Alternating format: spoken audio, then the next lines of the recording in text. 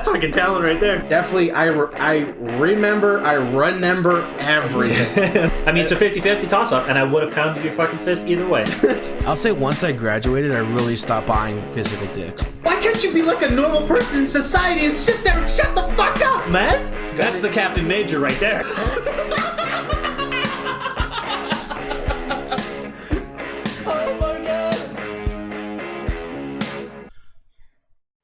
Yeah, because there's no other mic plugged into besides the webcam, but that one's ass. All right. That one is ass. But you know what, dude? You know where we didn't fault? On our predictions? We finally got our predictions right, dude. Well, I mean, we predicted the winner. We predicted the winner, and we predicted some outcomes. I mean, I probably made the boldest one. Well, that nobody would have. Well, I don't think the boldest would have been to say that Paris made it to the final. Yeah, true. Which no one said. Yes. Yeah, I can hear you. Good night, Dad. Good night to Senor Diaz. He had a long day. Good night, Pie. Good night, Pie. Good night, Pie. Yeah, dude. Oh my God, this weekend was crazy. Was this weekend like one of the craziest weekends of this year? It was definitely weird. I don't know. Like, I think outcomes wise, yeah. Because Paris has looked like complete dog shit. Well, Paris to me was like the team that was like the LA Gorilla beaters because all they could do was beat LA. That's the same with Seattle. Yeah. Oh my God, Seattle, dude. Like today, like this weekend was such a gong show. It wasn't. I mean, there's so much stuff we can dive into. It was definitely entertaining. Dallas only dropping one map the whole fucking event. Yeah. They 3-0'd every single team that they played. Well, see, they played Paris twice. I'd like to know because in our predictions you said, Dallas gonna get that hot 3-0. I don't know if you were kidding yourself, if you were just saying that to be entertaining, but my God, Dallas. I thought the Subliners won. That was a legit pick. Yeah. I think the Subliners are good, but I think the only reason they won the last event was because Dallas isn't there, and I think Dallas is very similar. They're just better. Yeah. Like they play. And it showed. Yeah, they play all the same game types strong that New York does, but better. So I was like, they're gonna fucking wax them. Yep. I mean, New York could win a map, and I wouldn't be surprised, but I was thinking that 3-0 was gonna happen. Yeah, and then a piece of me did think that there was no way Florida was gonna get that 3-time. Yeah. I think too many people would have paid attention to them after their second win, that like you were gonna get teams that just countered their performance, and I even think because this was Florida's first time playing on the new meta, correct? Yeah, but the meta also changed again because last weekend they were playing without the 10 millimeg in the MP5, and then this weekend they decided to un-GA it and play with the 10 millimeg in the MP5. Oh, okay. So the MP5 became better. Yeah. Again. Yeah. Yeah, I didn't expect I expected Florida to do well. I didn't expect to see them in the final. I'm not gonna lie. I think I didn't expect them to struggle as hard as they did with other teams. I definitely did agree with you there. They battled with Optic and London, which I was kind of like. Okay, but I want to ask you about Team Optic because this is now a brand new team. Yeah. How do you feel about them? Do you think that? Well, obviously, I think they performed better than what I was expecting. Mm-hmm. I think the team is good. I think it just, matchups didn't go in their favor ultimately. But I could see that team still performing well in playoffs if they're just given more time. I think this 2-person change needed to come earlier. I agree. I don't think they will improve much. I think their best bet would have been to pick up one rookie if Dashy truly didn't want to play anymore, and keep Chino in the lineup. Yeah, Chino. Honestly, yeah, I would have kept Chino as an M4. So you have Slasher and Chien running the M4s. very surprised that Dashy sat out last tournament when the when the M4 was godlike, because him and Slasher on the ARs together would have been gross. Yeah, I don't know. I'm not too sure what was going on with Dashy. I think he's just is he kind of fed up with this year? Yeah, than the other pros. Like, the other pros are putting up with it, but this year is chalked, as the sprays would say, in the CDL pack. Yeah, because I know Slasher kind of has that mentality right now, where he's already saying in his streams that he might not participate in next year's CDL if it continues to be online. Yeah. And so that's the only thing I could have thought of, is like maybe Dashy's kind of having a similar mindset where he's just kind of exhausted with the whole year. Mm-hmm. Speaking of being exhausted for the whole year, Octane, holy smokes. My boy LaRue is donezo, dude. He does not want to be here anymore. Well, I mean, how can you blame him? Like, literally, the situation was pretty fucked up. Like, literally fucking round 1, day 1, he is hard carrying Seattle. Like, I didn't think his frame could carry 400 plus pounds of weight on his back, because holy shit was he carrying that much weight on his back. He's a god amongst men when it comes to Call of Duty. He truly is. He doesn't deserve to be on the team that he's in my opinion. Like, for the COD skill he had, or for comp, like, skill and knowledge and ability, he is truly up there with like 10 people. Like, like how good he is. Like, such a great player. And like, I encourage you to he actually released a video today, this morning, about his actions over the course of the weekend, and kind of like broke down CDL. So if you haven't had a chance to watch that, please do, because he kind of he vents out for 15 minutes about his frustrations with the CDL this year, and what he's wishing for in the future. Because, I mean, basically, to bring it up, is whenever something bad happened to the Seattle team, they called it out, and then Activision, or whatever, the CDL department, Call of Duty League, changed it after the fact, right? So it's always Seattle getting pinched first, and then the league changing it as a result of this action. But this last one, dude, I don't know. I think it was a questionable move. I think the fact that I'm gonna fuck up his name. What was it? Slack? Yeah. Slacked, right? Not just Slack. Yep. Slacked. Yep. Slacked got dropped within like the first minute and a half of the demo. Or no, that was Hardpoint. His internet crashed. And like, I think it's weird that the league prioritizes, or at least according to Octane, the league prioritizes the accusation that a player in frustration could yank their PlayStation 4. Therefore, if you drop out of a match, they will blame the player first before instigating a rematch, which I think is a terrible mindset. And apparently, this is, again, what I'm spitting out is what's directly from Octane's video, so feel free to correct me if I'm speaking falsely. But he was saying in the times of like Black Ops 3, a lot of the times if a player dropped, or if we had a bad server that was lagging, it was very often that it would just, the ref would just go, okay, we're going to do a redo. Just like, it wasn't even up to discussion. It was just, we'll do a redo. Like, I think there was a situation in Modern Warfare 3 where Clay got dropped in the middle of an S&D, and they just redid the S&D. Now, that might just be, well, S&D's easier to kind of redo, whereas a hardpoint could very well be swayed based on momentum.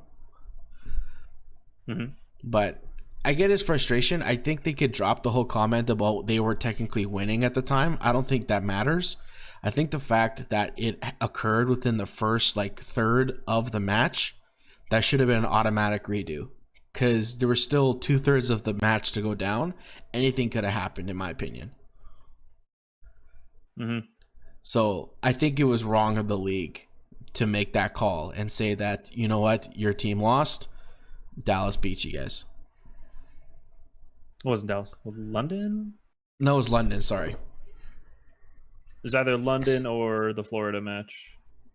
that was the London match. It was the first match of their weekend? Yes. Okay. Yeah, it was London. Yeah, situation's kind of fucked. Don't get me wrong. What probably would have happened is London would have beat them in Game 5 just because of how well London was performing. But still, there's a difference between getting knocked out at 3-1 and going to a Game 5, or potentially winning the Game 5 because of the momentum that you earned in the Game 4. So, well, what happens after is irrelevant. You have to go with what happens. yeah. And, like, you know, it's a tough situation. I think you have to look at it from a case-by-case basis. And if it was me, I would look at Slacked and know that he's been a COD pro for a long time now. He has literally no bad things said about him as far as, like, teammates, people he's playing against. Like, nobody ever says bad shit about Slacked. If it was a newer player, I could understand being a little more strict, but I know it's not technically 100% fair, but I do think you have to give the benefit of the doubt to the guys who have been in this league and been the pioneers of COD esports, and especially the ones that don't have a bad reputation. I can. Because if it's your go ahead. Or me, you, yes. Me. Finish your statement, and I was going to add something. Yeah, if you have a bad rep, you know the strike should come quicker. But if you have a good rep, dude, you should be given the benefit of the doubt, because it doesn't make fucking sense, man. Octane's quote about them winning is just saying that, like, why the fuck would Slack intentionally unplug his shit when they're winning the map? Is why he put that in there. Okay. Yeah. All right, go ahead. So I understand your point of, you know, maybe swaying a little bit to players that have been in the league longer or have a higher level of respect, or just not as new. What I want to remind you of is the fact that the CDL put all these nice little fancy rules in, including having a mandatory camera on a player's hands so they can see so that they're able to see the controller, the hands, and the PlayStation. That's for champs. That's only for champs? Yep. Why the fuck would you do that? Why don't you That's just $4.6 million? Why don't you just put that regular? Well, I think it's going to be introduced, but the problem is I don't know if they can supply the cameras and shit and get them all to where they need to go within that time. That's bullshit, dude. Fucking the next tournament's next weekend. Yeah, and they could have fucking, if they got $4.6 million to give away, they've got the money to order fucking Amazon Prime cameras to these people's houses and get it with them within 3 days. You're fucking lazy if you didn't do that. I don't understand.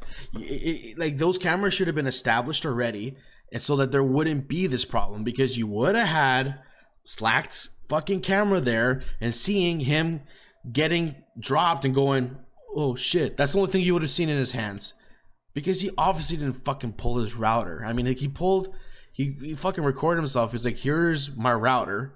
It's fucking still plugged in, fucking AT&T, whatever. Like, that's fucking garbage. And, like, yes, I appreciate you putting it in champs, but I think it's bullshit for them to say that they couldn't do it sooner. But also, it's fucking Seattle. You know, I get it, but it's also fucking Seattle. I don't know. And now I have 2 pieces of Seattle, or 3 pieces of Seattle merch now, because I'm fucking stupid.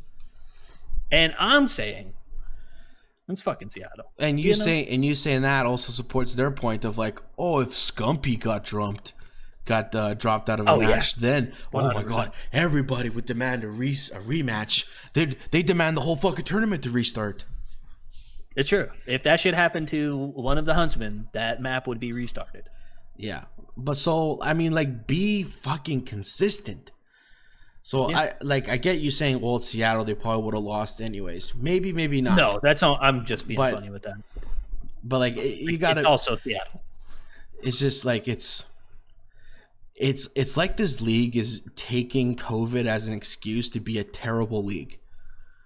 Like they're they're abusing the fact that this thing is now online halfway through the season. They go, well, since it's gonna be a garbage season, why don't we just be fucking shitty league hosts? Like apparently the refs are never even fucking there 90% of the time. I'm talking about the refs in the Discord call that are supposed to be there if there's problems.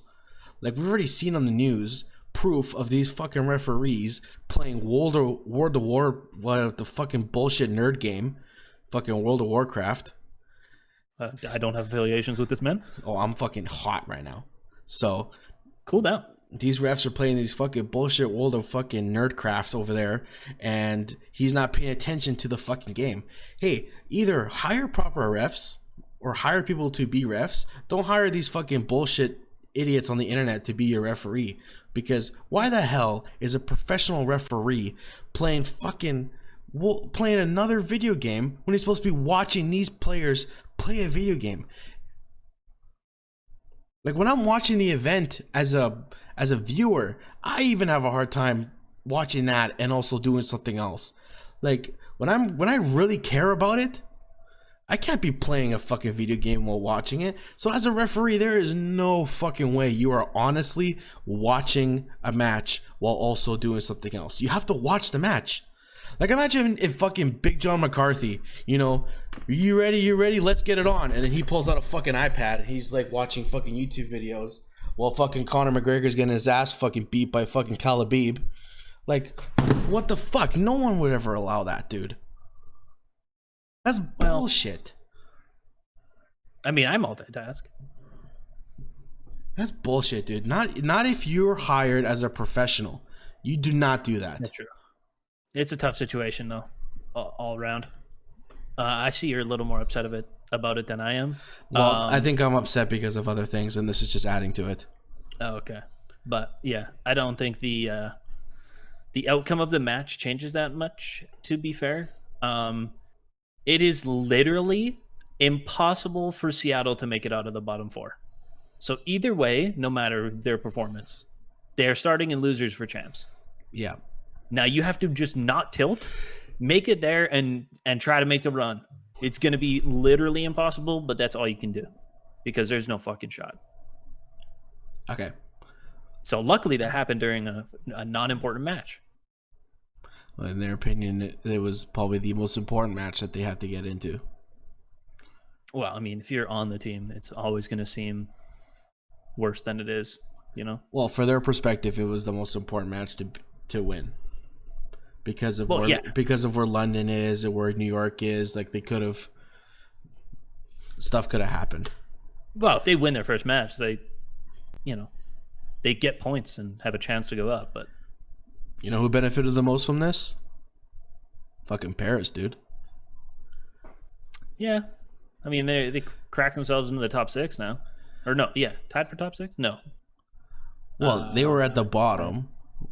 And now they're probably tied for top 6.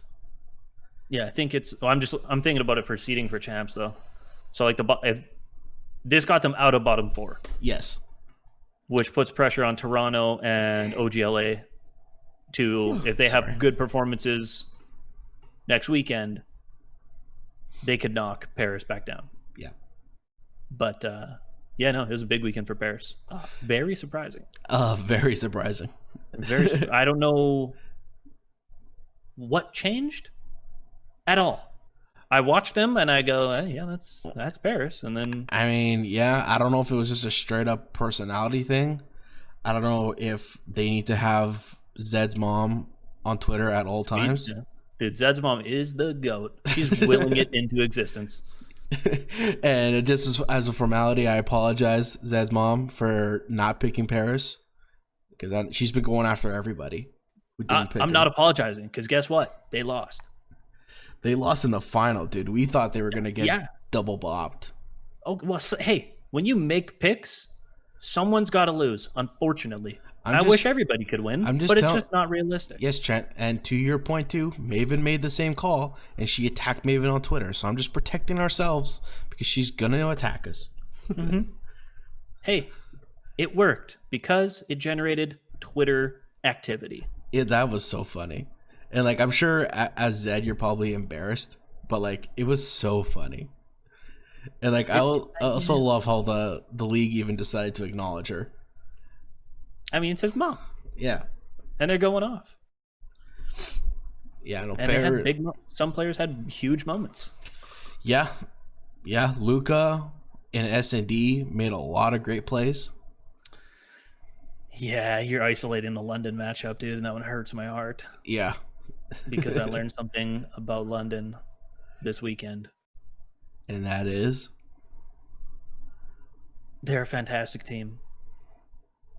They will never win. They can't. It's impossible. When stuff gets stressful and play calls need to be made, multiple occasions, they failed to make the right play call.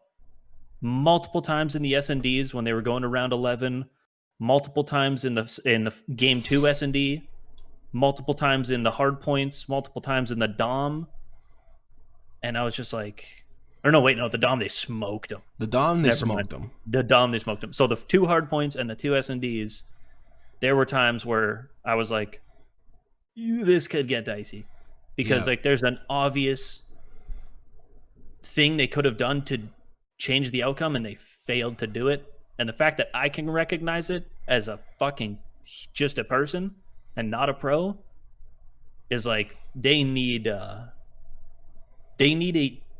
in-game person, almost like the person they dropped, to calm everybody, like get everybody, like they need an in-game leader. They need a guy who's gonna calm everybody down. Yeah. Because I think the Marshall twins get like they're emotional dudes. So when it's fiery and fucking it's chaotic, they love it, but they also need that like calm guy to be like, calm down. You know, this is what we need to do. Just focus on this. I understand it's a big moment, but just fucking relax. And they didn't have that, man. And when stuff started snowballing, you could see it, and it was fucking terrifying. Yeah. And when I see that happen, I go, good teams are going to embarrass them. Like a good team rolls them. Yeah. I mean, yeah. And especially the way they were performing in the S&D, it definitely, for me, very much looked like a team that was reacting to what Paris was doing and not setting up and preparing for things. It also looked hesitant at times. Very hesitant. Times Luka should have been traded, and they never fucking killed that man. And that's like, you know, credit to Luka, he got it done. But like, if that's any other team, he gets traded. When he played Dallas on Gunrunner, he went 0-6. It's funny because he tweeted today that I finally got to show off my S&D skills. Yeah. Because they didn't shoot at you. It's very easy to kill people when nobody shoots at you, let me tell you. I know. Life is so easy when nobody decides to jump out and ego chow you. It's insane. But hey, guess what? Hook, Illy, Shotzi are cracked. Dude. You shoot one fucking bullet and 3 of them b-hop out a door and chow you. And it's just like, you're getting smoked. And he was 0-6. And then what does Dallas have? They have Krim main airing in the back, and they have Clayster going, hey guys, calm down. We need to smoke this. We need to stun this. We need to push this out. When we get here, hold. Don't move. They lost one fucking map. They lost one map. You're not beating Dallas, bro. You're not beating Dallas. Unless you're a top dog that can have like an edge against Dallas before they even enter, like a FaZe or a Huntsman. Somebody with like a already built up notoriety that Dallas is kind of scared of. Not scared of, but like mentally they know. Scump and fucking Formal on the other team. Or the FaZe guys are cracked. Like, that's what's going on in their mind. When they play Florida, Paris, they're going in like, fuck these guys. And it shows. They smoke them. I think this event has definitely changed the power rankings for sure. or like the standings. I You think. caught some shit up. Well, I think your idea of Florida flooding the rest of the teams is now kind of shaky. I did not know the meta was going to change, though. To be fair, I was going to say if the meta continued, Florida's gonna do very well and probably be your number 1 seed.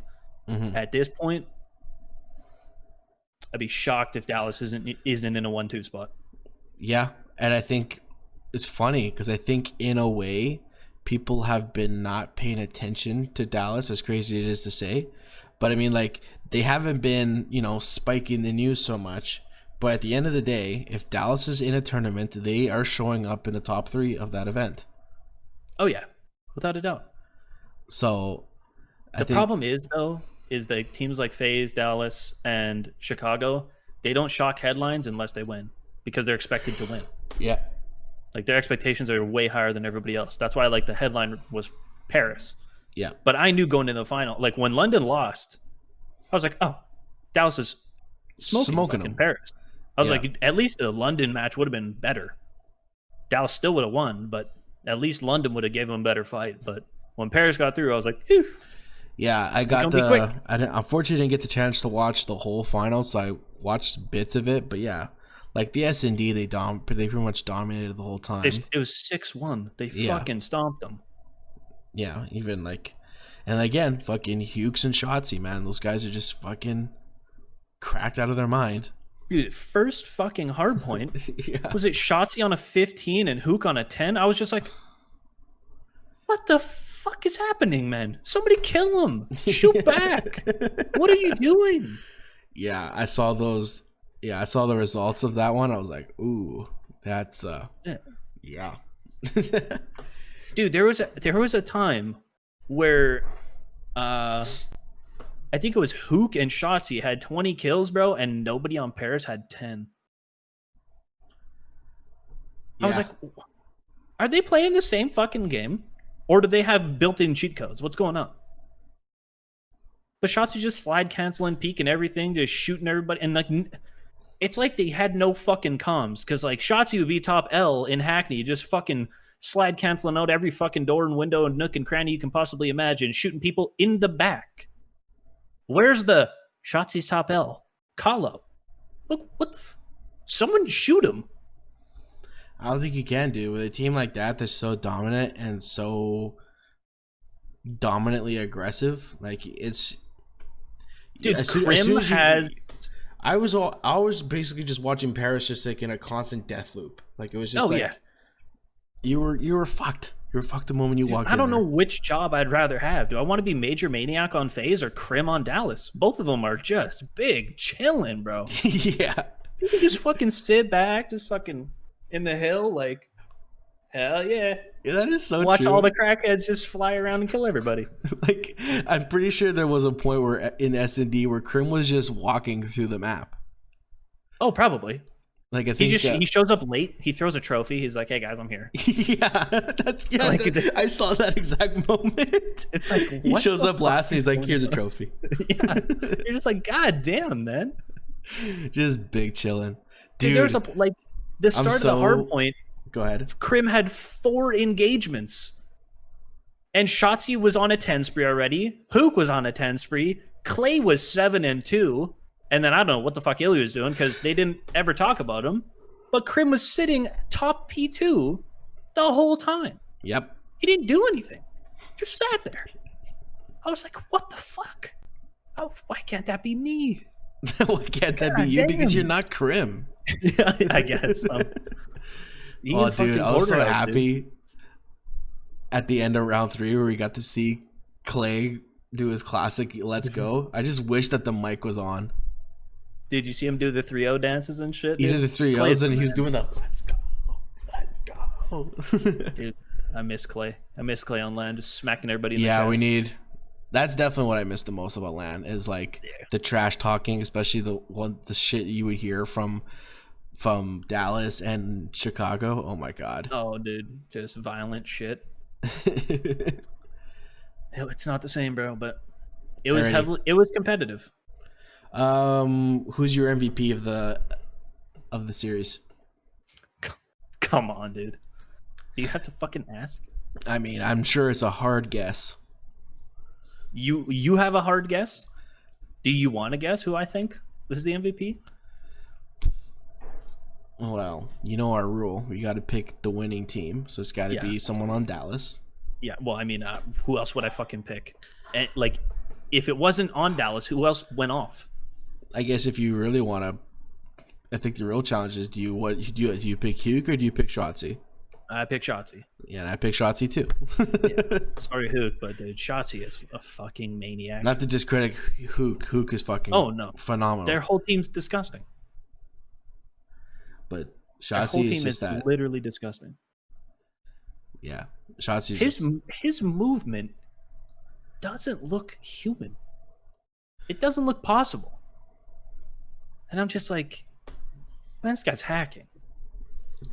Yeah, Shotzi definitely makes me feel like I'm probably not gonna log into multiplayer today, because if all the kids are like that, I'm not showing up. I'll leave a message. Yeah, it is. He is a. I mean, I remember watching him in Halo 5, but like, you know, Halo 5 is also Halo, and it's kind of weird. And then when he was like, "I'm making the jump to COD," I was kind of like, "Ew, yeah, it's a lot different." But fortunately for him, he got a game where the movement's weird as shit, and he succeeded. And he's an absolute fucking beast. What were your thoughts on Lando and Study casting? Dude, I like Lando and Study. You like Lando and Study? Yeah. Lando is interesting where like he'll give up. He's like Wikipedia to me. Where like he'll spit out stats that I've never heard of, and I'm like, oh, that's interesting. He's known about CompCod for a long time. But he did Halo, right? He was a employee of UMG. So he casted over a bunch of UMG shit and ran a bunch of tournaments at UMG. Mm-hmm. Like that's what he did before. And then I'm pretty sure he's still working for Envy. Probably. Which is weird because now he's in the CDL. I don't fucking know. Yeah, but he was always a caster. He was a pro player once upon a time. Maybe? I don't know. I've only ever known him behind the mic. I think his Wikipedia did say that he did do some esports and then quickly shifted into commentary. And then Study, I'm new to the league, so I never got to watch him play. But I guess him and Nameless were on a team together? He was one of the best snipers in Ghosts, I want to say. Oh, okay. Wow, that's I think it was then. Ghost. He was. Oh yeah, no, he was good. Yeah, he played a while ago.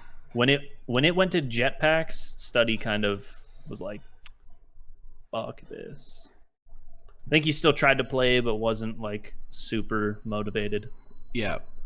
Well, I think what was really cool was both Lando and Study, when they first showed up and they were talking with Nameless, it didn't feel awkward at all. No. Like it felt the like only awkward thing is where the fuck is Benson? That's the only awkward thing. Well, for me personally, I didn't even feel that as a new fan. Maybe as an old fan, I would have felt it, but I feel like as a new fan, it wasn't that obvious of a stick out. I didn't even think about Momo or Benson. I think it's a blessing and a curse, because like it's sad to see people like that go, but it was still nice to see that at a broadcast level it didn't feel awkward. I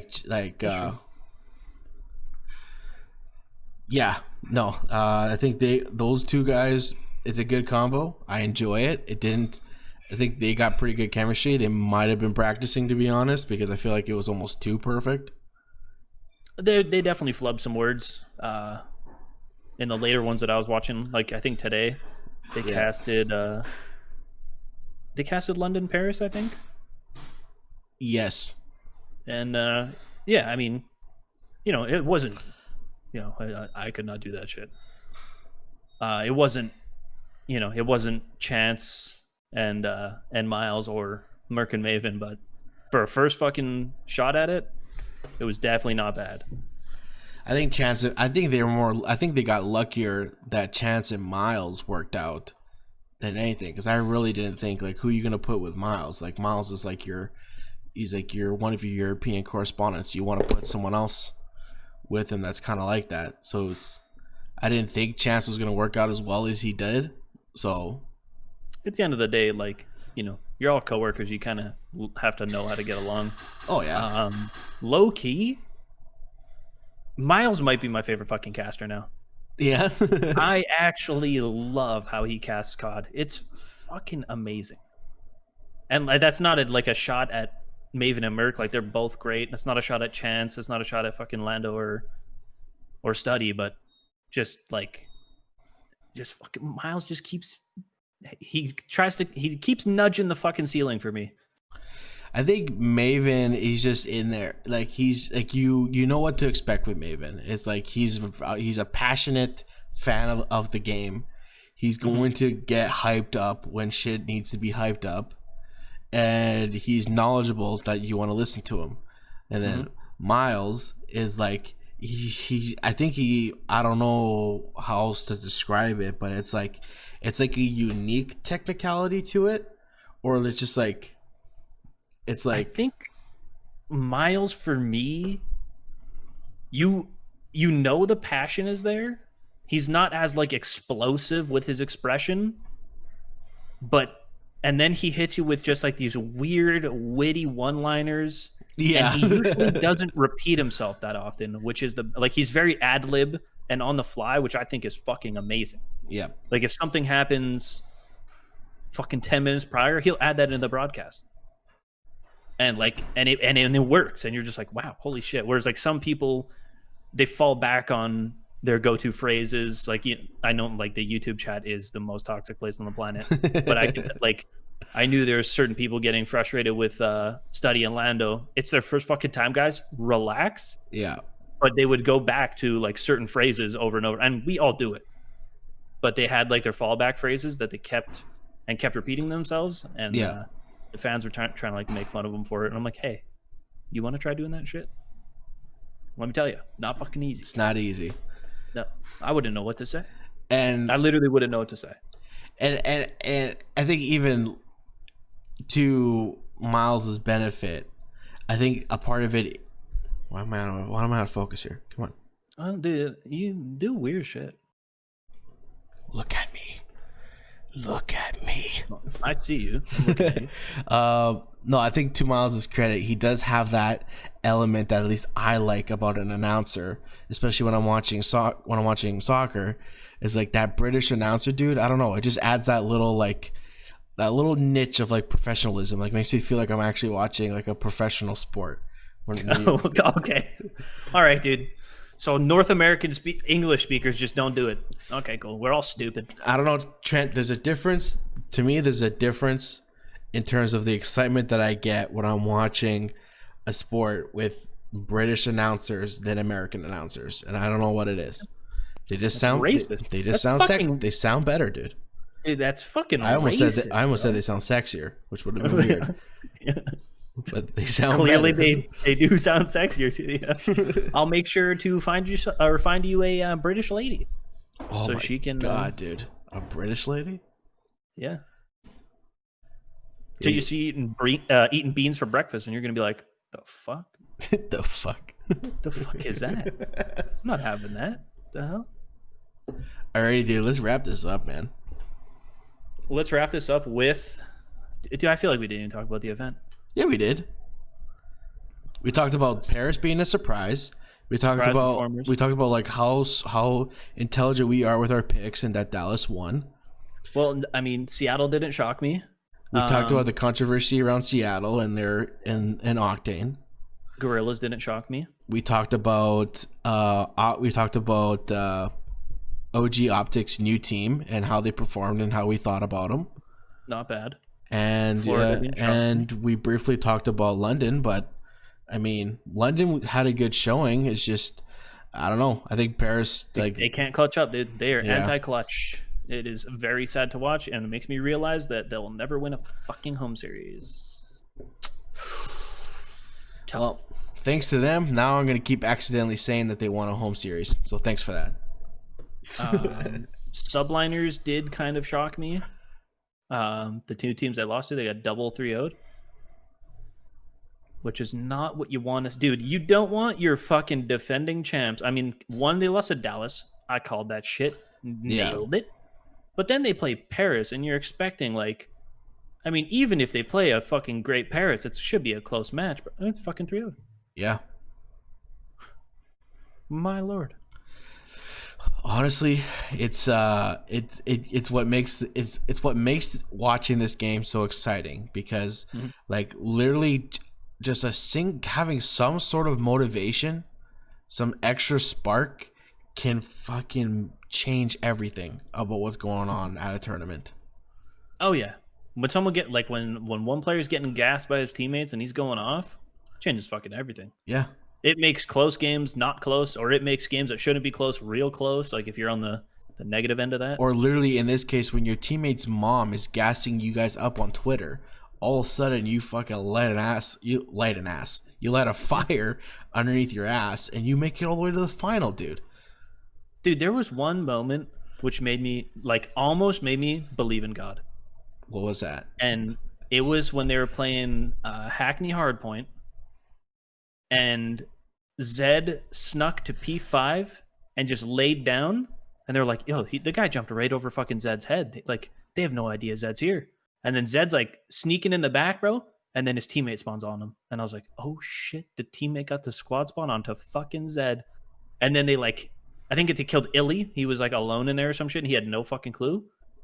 And then all of the Paris Legion spawned P5 when they had absolutely no fucking business spawning P5. Yeah. Because Dallas was all over it. They should have been spawning in the warehouse. I saw that too. I'm like, he's real. And he's on Paris' side. Yeah. It was fucked. Unfortunately for them, they still fucking lost, even though the Lord and Savior was on their side. That's how good Dallas is.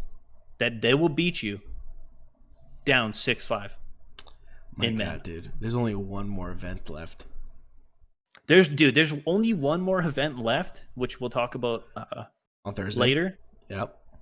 But all the literally whoever wins this event is 1 seed. Yes. Out of the top 4 guys. If it's Atlanta, Dallas, Florida, or Chicago, if any of those manage to win an event, they're 1 seed. Yeah.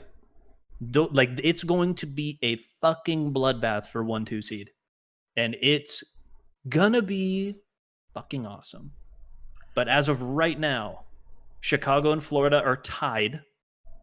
Dallas is up by 20 and FaZe is up by 30 on the Huntsmen and Mutineers. So Dallas is only out of the top spot by 10. Which is insane. Sounds juicy to me. It's absolutely fucking bonkers. Alrighty, dude. Well, with that said, guys, we're going to wrap this up here. Thank you guys so much for tuning in. If you guys came by on Twitch, thank you guys very much for watching that. We're always going to continue that on Saturdays. And make sure to... Some shit might happen. Some shit may happen, but we will update you guys on Twitter when it does. Like always, make sure to tune in on Mondays and Thursdays for more podcasts, which we break down more of the home series here. Where Thursday we're going to release our breakdown of the Toronto home series.